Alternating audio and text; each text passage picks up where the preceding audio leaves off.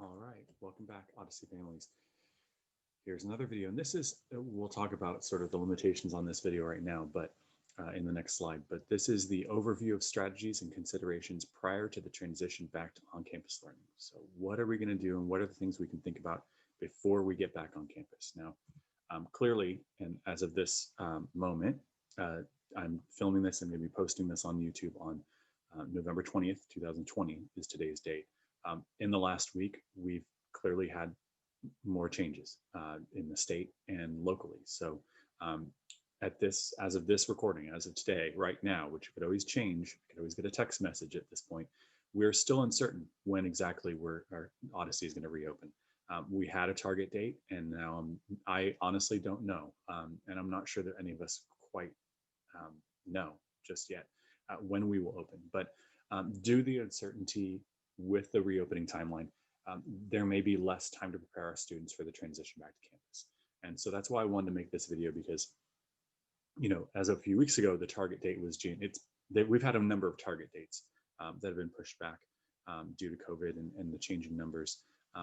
But when we did have up until earlier this week, when there were a lot more changes, we had a target date of we were going to start getting back students on January 5th, which meant we had some lead time, and the students that would be coming back on that day, we could have time to prepare them for that transition. Now that there's a lot more uncertainty than it was on Monday of this week, that I believe was the 16th. So I wanted to make this video. I was going to make this video anyway at some point. Because of the January 5th date, but I'm doing it right now because I'd much rather do it now and let the families and let start working on these, because these are not going to be things that are going to be able to change overnight.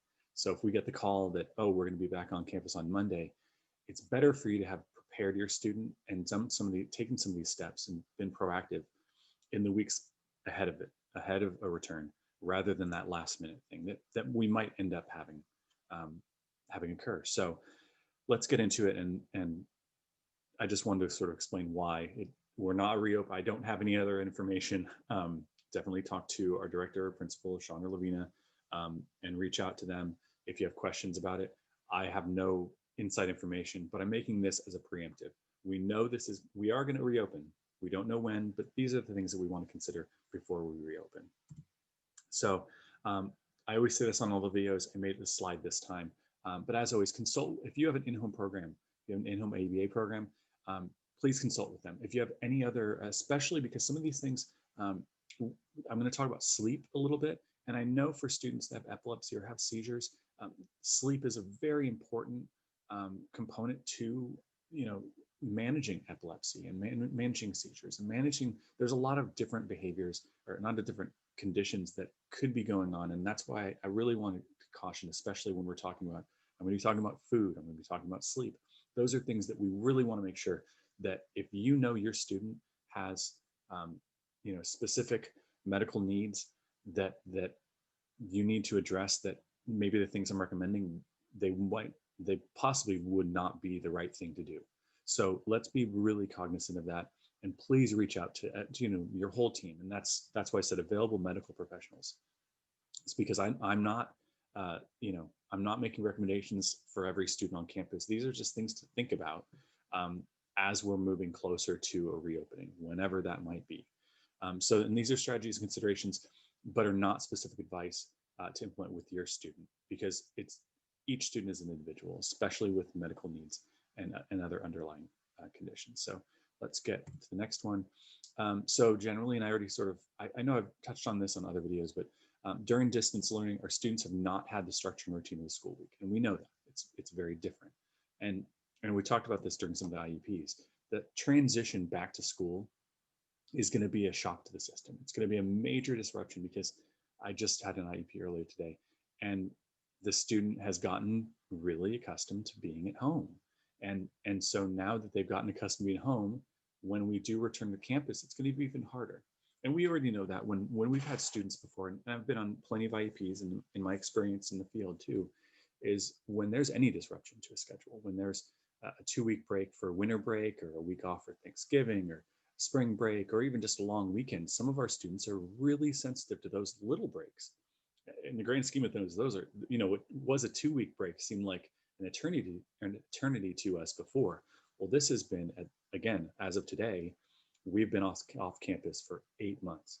That is by far the longest gap that any of our students have experienced from being on campus. So coming back from that, we just need to make sure that we're taking every step we can. And I look at it, especially, I'm a behaviorist, so I look at things proactively. What can we do before something happens to hopefully mitigate and reduce the effects of that change? And this transition from, every student's been off campus, been at home and gotten used to sort of the flow of home, and school isn't like that. So that is going to be a major shock. And this is kind of why I wanted to make this video. So it's things that, as you're watching this video, you can think about things that your specific student or your household can change maybe right now to support the student when we do return, to make it less of a shock, hopefully. So schedules and routines. And the one that I've talked to a lot of families about, and I just talked to a family yesterday about it, is sleep routines. I've heard a lot of parents report that their students are staying up way later than they normally did during school times and getting up way later. I've also heard some that are going to bed on time, but getting up at really odd hours. That's a whole nother issue, but I don't know if I'm going to make a video on that. But what I'm thinking about is, especially those students that have gotten accustomed to going to bed at 10, 11, 12 at night, and then getting up I've heard some that are not getting up until 10, 11, 12 in the morning. So they might not be even getting up until noon. Well, again, I think I've mentioned this on some other videos. The shock of having to get up at 6:30 to get on the van at 7:30 to be on campus at 8:30, that is a significant change. And it's going to be something that you can try to do it overnight. It's not going to be pleasant for you, and it's not going to be pleasant for your student. So what I'm just suggesting here is, one strategy is you just shift the wake up time or bedtime just a little bit every night. So if your student is going to bed at 11 and getting up at 10, which is a healthy 11 hours in bed, you might want to get them to bed a little earlier, 10:45, and get them up at, what did I say, 10, so 9:45. So you just shift it back a little bit and a little bit and a little bit. Because if you try to do it in one day or even 2 days, 3 days, 4 days, it's going to be rough. It's going to be really rough for everyone involved. So thinking about that, and again, with the holidays and everything else coming up, there's even more sort of just, freedom to be able to sort of sleep in. And I'm looking forward to that when we have an actual break. But it's one of those things that we need to make sure we get our students back onto somewhat of a schedule, because we don't want them getting used to being up at 10 o'clock in the morning, and then we're getting them up 3 or 4 hours earlier and sending them on the bus super tired, cranky, upset. We're going to get behaviors both at home and at school, and we just don't want that. So we have to think about what we can do to help that. The other thing and I've talked to a few parents about this and during IEPs and other meetings, is making sure, and especially it's going to be even harder with the weather changing. It is a little bit chilly. It's nice and sunny today. There's some good, nice sun, but making sure that our students are getting that exertion, that physical exertion, burn off that energy before bedtime, especially when you're trying to shift them earlier. And I know there's some students that they don't have, their battery is unlimited, and there's really no way to burn off their battery and burn off their energy, but we still need to try, and we still need to make sure that we are giving them those physical activities, walks, hikes. Pools probably are out right now unless you have a heated pool. Lucky you, or access to a spa might work, but yeah. So making sure they get that physical exertion, so they're not, you're not trying to put them in bed earlier than they have been with excess energy, because that's just a recipe for disaster. So think about that too, is making sure we're getting that physical exertion in there. Another one is when you start working on that school schedule or the sleep schedule and getting it more in line with what would normally be your wake up time during regular school days.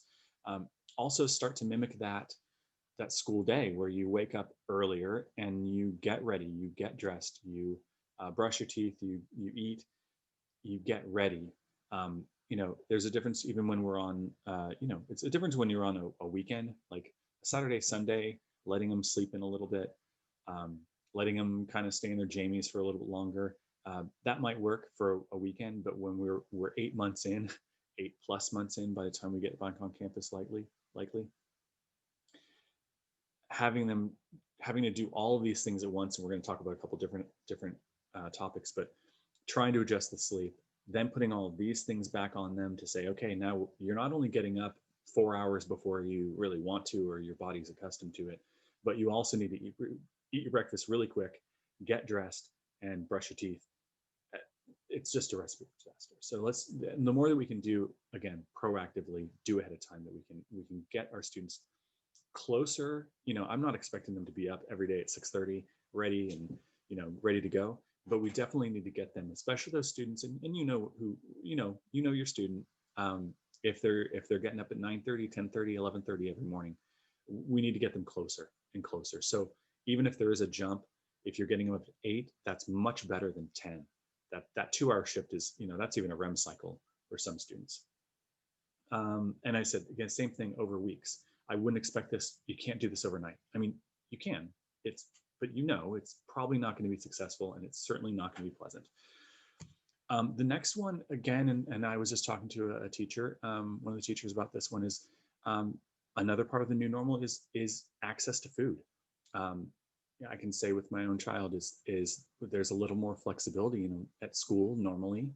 On a school day, normal school day, your student eats breakfast in the morning before they get on the vans or get on whatever transportation method. They get to campus. And then depending on the classroom, you know, they might not get a snack for an hour or an hour and a half or 2 hours. And then they're not going to get lunch for 2 to 3, 4 hours, depending on this campus, depending on, you know, if they did an outing, there's going to be a delay. So at home, if you're used to grazing, and again, 8 months of grazing and just sort of being able to have little snacks here and there, you know, sometimes I don't really want to eat breakfast right away. Maybe your student has gotten accustomed to not eating breakfast right away. It's going to be even more important when we get back to campus that they need to have a full stomach or close to it by the time they get on campus. And I mentioned a couple of different things is, especially for those students that are sensitive, like if your student gets hangry, we've got to make sure that we get them back on a schedule where their stomach is able to tolerate that longer gap in between. You know, if they're used to be able to get up whenever, even if it's early, and not eat breakfast for an hour or two, and then have breakfast is more of like a take a bite, walk away, take another bite, take 3 bites, walk away, and they're grazing all morning, you know, or grazing all day, because we know that there's students that do that, and a lot of students on the spectrum do that. A lot of folks on the spectrum do that. It's going to be another one of those shocks to the system. Not just leaving the house, not just getting up. All of those things are going to be shocks. And I think the more that we can get them back to a normalized schedule, closer to what we were doing and what you folks were all doing during school, during a normal school year, it's going to be better for that transition. The other thing that I wanted to address too, and this is at the bottom, we're still not 100% certain. And I see we have a bunch of different schedules that we've tossed around. And I don't know at this point which one is going to be what we're going to be using moving forward. But we really need to look at, there are limitations on meals. I know some, even, you know, the campuses that are open already, some kids aren't allowed to eat on campus. I don't know. I can't speak. This is, again, it's unfortunate I'm doing it right now because I don't have a degree of certainty on this, but there are safety guidelines about communal meals and eating, and the rules that we have to follow with that. So it might be like it's likely that we're going to have some limitations on it. Back in the day, when, you know, before COVID, when we were, you know, Odyssey normal day, we had some flexibility. If the student hadn't had a good breakfast or hadn't had breakfast in the morning, and we arrived and you were able to share with us, hey, he didn't get his breakfast this morning, maybe give him a snack when he gets to his campus, we might not have that flexibility anymore. And I think that's something we need to work with, and we're gonna have to figure out, you know, there's Department of Education and the health department, all of these folks are providing us guidance and rules, and we have to follow those. But we also need to make sure that we are preparing our students for success. And I know we've talked about that in other videos. We want to make sure that we're preparing them for success. And part of that is making sure that they're prepared for that school day. And that's what I've already mentioned: the sleep, the getting ready, and then the food. Those 3 things, I mean, those are sort of crucial things, pivotal things that we want to think about all of our students every day.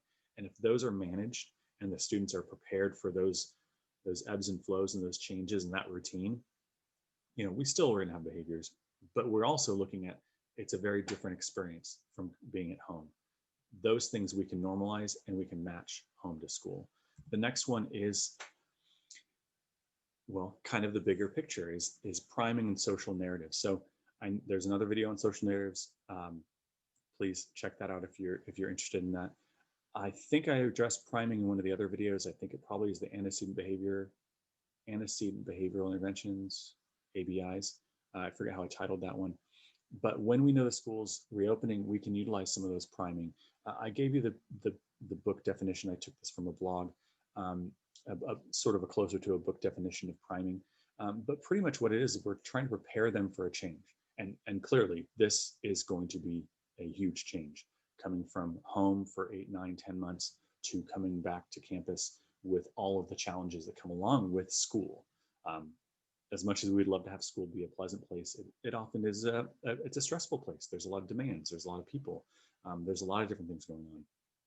So the example they gave here was reading a book at home with a child that the teacher will be reading at school and talking about that week. So you're priming. That would be sort of an academic thing, introducing a book or a topic before it's introduced at school. The one that I would sort of more focus on is talking about the zoo before a field trip to the zoo. Well, really, in the grand scheme of things, we're the zoo now. We're bringing our students back into school that they haven't experienced in a long time. I'm going to skip to the next one because there's a couple of things that I want to address in there. We can provide. I'm working on a social narrative that I'm going to provide the teachers, and I'd like them to insert some pictures, like especially the teachers. We have a couple of new teachers on campus, and some of our students have gotten to see them on Zoom, but making sure we have a picture of them. The other thing that has happened, and it's a really amazing thing, is we've been doing a lot of work because we have had an empty campus for the most part. There's some new flooring in every classroom. There's new roofing, which you can't tell, but was a welcome change. There's also some just different changes, and also the desk layout's probably going to be different because of the social distancing requirements. The number of students in campus, it's going to be just very different. So, and we've had one class move classrooms. So when they're used to going to one classroom, they're going to an entirely new classroom right next door, but the whole layout is now flipped. It's a mirror image, in addition to a new teacher. So the more that we can prepare the students with pictures of that flooring, pictures of the classroom, pictures of the teacher, all of those things, it'll still be the same. It's the same playground. I'm not sure if we can use it. That's still up in the air. The campus itself is pretty much the same, but it's, we've gone through multiple seasons now. So when you go on campus, when they left campus, it was spring and there were a lot of green leaves. And right now it's a lot of red and orange and yellow, or just bare trees. So it just looks different from the last time they've been on campus. So the more, again, priming them for that transition so it's not a shock. We take care of the sleep, we take care of the food, we take care of the prep, the get ready tasks in the morning, and then we get ready for them to know what it's going to look like. Another strategy on that one, and again, we have some regulations here, is considering taking your student to campus, at least making a drive. It doesn't even need to be when we're open, just to let them see the campus again. Like, hey, this is where we're going again. Again, the social narrative might have a part of that. You might read the social narrative a couple of times and then go to the school. Again, with all the regulations, we're pretty limited. We can't necessarily have the students in the classrooms yet, the safety and the social distancing and all that. So that's pretty limited, and it'd be best to coordinate with your teacher about a visit and maybe talk about a time that would be best. Weekends are always great. I don't think there's much of anyone on any activity on weekends, although there might be some construction. There are some bigger projects that I think have just started. And that's why I said there's construction. But it's important just to at least go there. I know I talked to another family earlier this week, and they talked about maybe just taking a trip to the campus and just kind of walking around a little bit and getting them acclimated to it again, because especially it's been 8 months, especially that student, when I was talking to those parents, he hasn't been out. He does not go out in the public. all he does is go on car rides. He because of some of the things that his behaviors and different things. So if you have a student that hasn't been out at all, um, just leaving the house is going to be a huge shock. It can be a shock for even the students that have been out and about, but they haven't been, you know, school is a heavy place. It's full of demands and people and sounds and smells and everything. So um, it's just a different place, and it's after this big gap. We really want to make sure that we're staying ahead of it and do whatever we can to prepare them for that transition. The other thing we want to think about, and clearly with COVID and all the everything that's going on, is I know that some of our students are not willing to wear masks. Some of them are, maybe for short time periods. Um, I know that the teachers have sent social narratives, social stories about masks and hand washing. If you haven't gotten one or you feel like one is going to be helpful, especially as we're getting closer to reopening, you want to present it with to your student, please do. But you know, this is going to be a hard one. Because we cannot really force a lot of our students to wear them because they will just remove them right away. But if you can, presenting the mask, getting something. I don't have one in front of me, but I have. I got my own daughter silly mask, like a panda face and a dog and a cat. Making it fun, finding a mask that's going to work, especially for our sensory sensitive kids. Um, you know, a softer like lycra, it might be working better than a cotton. You want to have, like, I guess, the 3 layers of tight woven material, but try different things out. Um, the other side of the coin too on that one is, we're all going to have to wear masks. All the staff is going to have to wear masks. And I believe I'm getting mixed messages. We might also have to be wearing face shields as well. So we might have that. I don't have one in front of me, of the face shield and the mask. That combination could be terrifying to some of our students, especially if they haven't seen it. So again, the social narrative might be helpful. Looking at pictures on Google. I mean, even just that, looking at pictures of Google of people with masks, with the mouth covered, and a face shield, just so they're sort of accustomed to it and desensitize them from seeing that. Especially, again, at school, way back when, none of us wore masks. That wasn't part of the deal. School is challenging on its own, and now you add these other elements to it that are going to just be more challenging for our students. So again, the more that we can prepare, it is sort of the theme of this video, is the more we can prepare them, hopefully the easier it will be. It won't be easy, the easier, hopefully. The other thing is hand washing. And I mean, for many of our students, that's already an IEP goal, that they're working on hand washing already. So if you're working on it, great. If you haven't, or if you know that your student is resistant, work with your teacher. Again, I always say work with your teachers.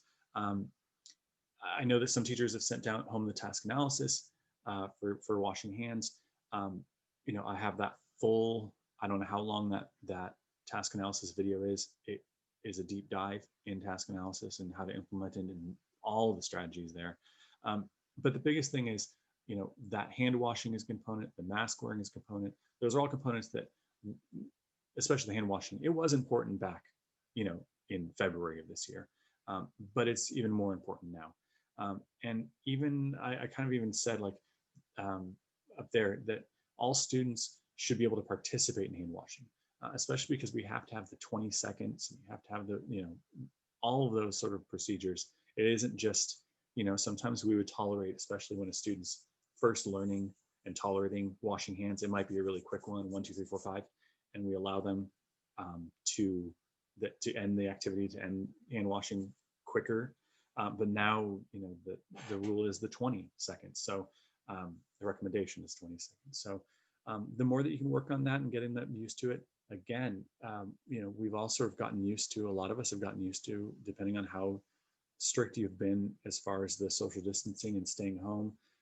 Some of you haven't had to do much hand washing because you're not leaving the house, but with your student coming back to campus and mixing in with, I'm not even sure how many students in each classroom, 5, 6, 7, 8 students, and then, easily 3 or 4 aides, a teacher, other staff that's going to be around. Your students can have more contact with people and have higher potential for transference then.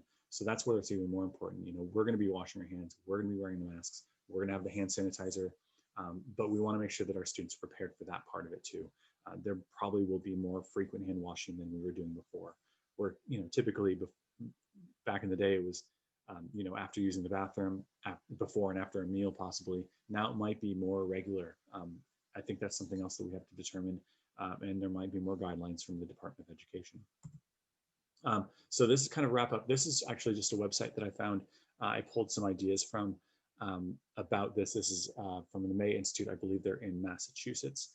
And this is about preparing students, special needs students, students with autism, returning to school for COVID preparation. So that's about it this time. Again, I apologize because this isn't, this is sort of a shot in the dark a little bit because we don't have the timeline set. But I think it's important to have this out there. So the moment that we get the green light to get things going, hopefully some of you have already looked at this and maybe implemented some of the things by the time we get that green light. And then at that point, we can all start ramping up and really getting that proactive work done. So again, as I always say, I always finish all these videos. If you have any questions, if you have any concerns, I know Sean and Lavina are always willing to talk, but reach out to your teachers, reach out to me. You know, I'm always in contact. I feel like I've seen every teacher this week virtually through Zoom. So reach out to your teachers, reach out to, again, with other medical issues, reach out to the other caregivers, or not caregivers, service providers, other medical and mental health professionals, whoever is working with your team, reach out to them, and we'll start, let's see when we get the green light. So hopefully we will soon enough. Anyway, well, Thanksgiving is next week. Have a great holiday if you're celebrating. And if not, I will see you soon with another video, probably December 1st or 2nd. Thank you again.